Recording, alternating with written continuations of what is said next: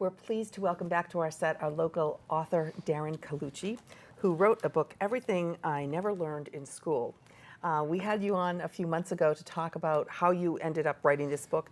You're not only an author, you're an attorney, you're an entrepreneur, you're a football coach, you're a public speaker. You've done a lot of things. And I remember reading this book and being so impressed with it and so inspired by it. And last time we talked a lot about your background and how you came to envision writing this book and why you wrote it. And you might want to give just a brief synopsis on the objective of your book. Sure. First of all, it's nice to see you again. You too. And secondly, I was always interested in success, and I always said to myself, if I could crack the code, if I could figure it out, I was going to write a book that was devoid of all nonsense, all hyperbole, and just give somebody, this is what you need to do. This is how you do it to become successful. So that was kind of my why I wanted to write the book. And last time we didn't get to break down all the chapters, which are really, really important. And each one gives not only great advice, but then examples, real world examples of how it works. So the first one is it all begins with your thoughts. Yes, very much so. Most people doom themselves by what they say out loud and what they think. It's kind of a limiting belief. It's what they believe they're not capable of. So I thought Henry Ford said it best, and I put his quote in the book, where he said, whether you think you can or you think you can't, you're right. And it's very difficult for people to understand that when they say out loud, oh, I can never do that, or I'll never have money, they're dooming themselves to that fate. So if you know that, say you can.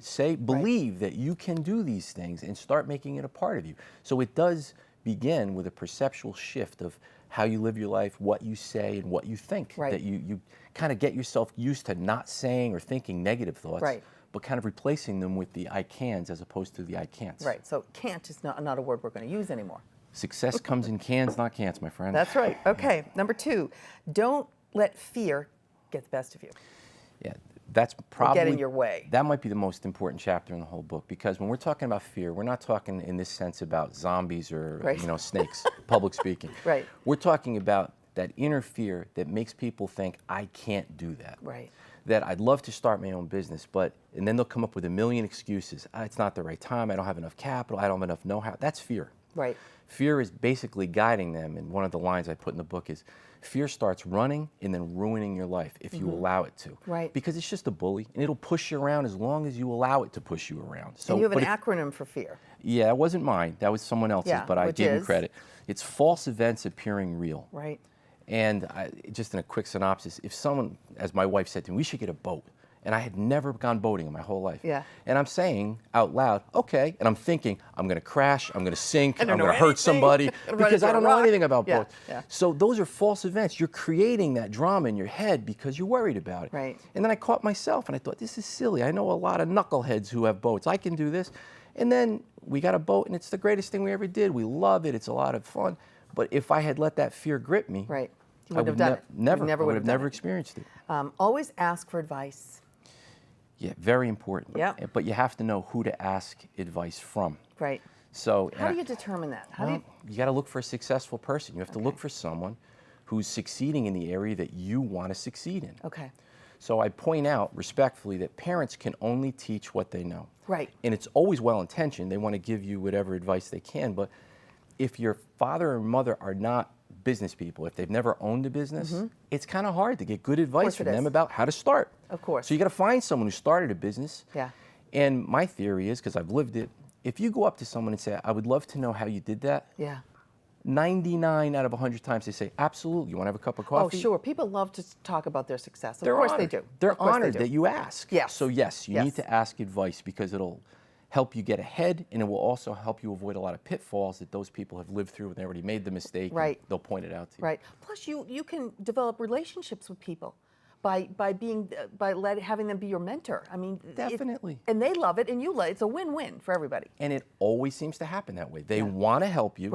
And then if you're nice about it and you really are a student of it, they're going to say to you, now call me whenever you want, whenever you have a question. Okay, take action. It's like reading a biography about somebody. You can read a biography about a successful man or woman. And if all you take away from it is, wow, that's great for them, you learn nothing. You got to apply it. You got to learn what they did and then look at your own life and say, okay, that's the same situation I just read about. I read what they did. I'm going to do the same thing. And then now you're fighting the fear. You're going back a Yeah. chapter. Yeah. Because what stops me from doing it? All the things you Yeah. concoct Well, in I your didn't head have as that to same why it won't background work. that they had. Right, Exactly. right. I didn't have $1 million Right, to fall right, back on. right. That will stop you from getting all your dreams. You've got to take that Right, step. right. You have to be proactive. Okay. Invest in your goals. This book is $11, and there are people that are going to have trouble parting with $11, particularly younger people, and they're being short-sighted. You should never skimp on helping yourself right, whatever move it is. forward. So if you look at, I can buy that game and it's going to give me some fun for a short amount of time, and I'm going to do Candy Crush like everybody else and go like this and wipe out fruit. Right. It's never going to get you where you want to go. It has a place. Right. It's fun. Right. But something like this, you look at and you say, for $11, I'm going to learn how to be successful. I'm going to get the formula on how to do it. Maybe that's a good investment.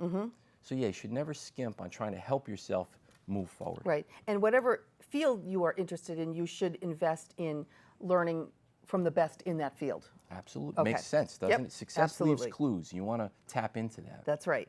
Attitude is everything. In every aspect of life, That's true. your attitude is going to dictate how far you go. Right. And I teach it to my son all the time. I say, if you're nice to someone, they're going to want to help you because you're a nice person. Right. If you go up to somebody and you roll down your window and you say, "Where's Main Street?" Why would they answer you? When you're yelling at them, you're asking them in essence for a favor. So if you roll down your window and you say, "Excuse me, I'm sorry to bother you," Yeah. anybody will help you. They'll show you where you want to go. Right.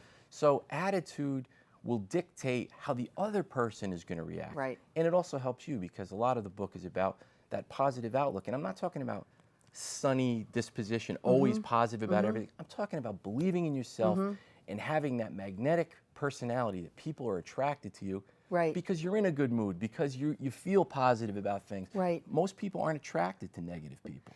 And I find that kids these days, and I don't mean to stroke them with a broad brush, they don't seem to have the same, not attitude, but countenance that we did as kids, where we'll look somebody in the eye all the time. We were taught to do that. We'll defer to an elderly person if they're walking in front of us. It's almost like our generation has grown up so much with their singular devices and looking down that they don't look up. Yeah, that's our fault. That's parenting.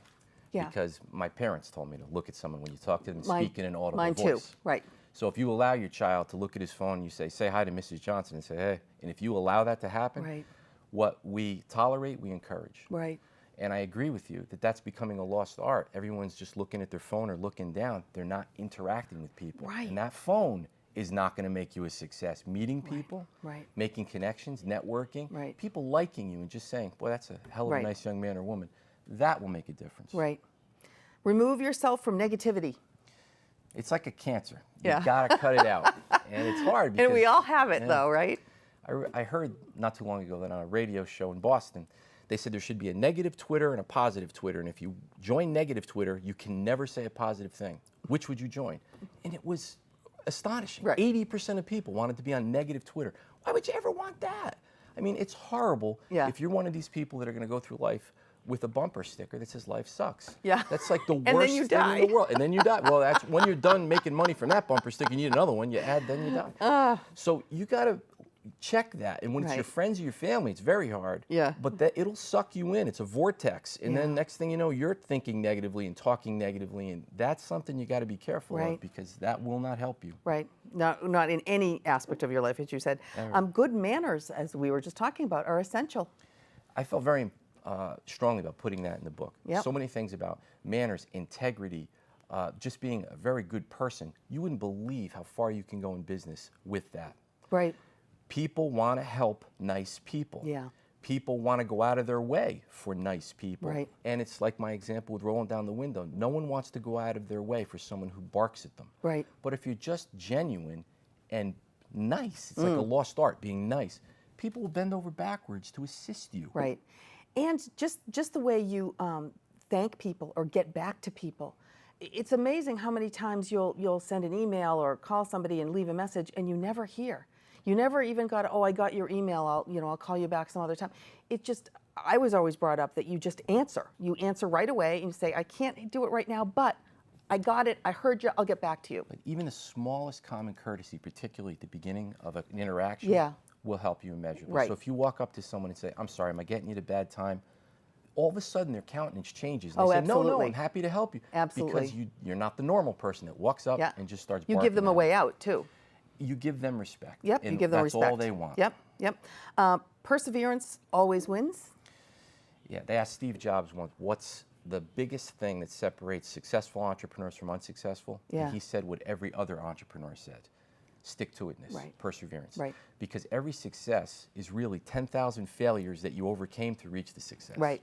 So if you stopped anywhere along the line, you don't invent You the never light would've gotten bulb, there. you don't Right. invent the radio, Right. you don't invent anything. Right.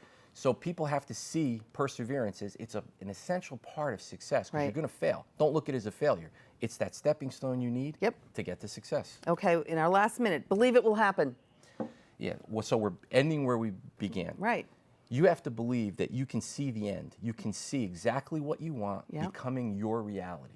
Right. And I don't mean to be ethereal. I mean, really believe it, that this is what's going to happen for me. I am going to wind up on PCN with you having an interview, and it's going to happen no matter what. And somehow or another, somebody cancels and they call me, and then I got to come in here. And there so you are. One way or another, it happens. Yeah, That's true. right.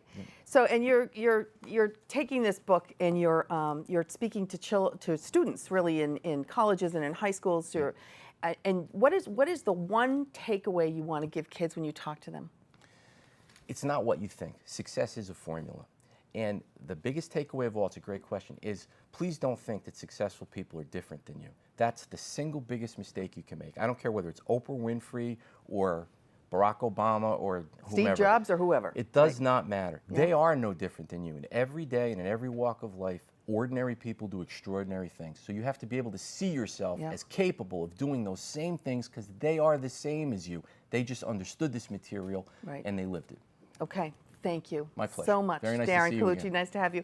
Everything I Never Learned in School is the book by local Duxbury author Darin Colucci. Thank you. We'll have you back. My pleasure. Thank you very much.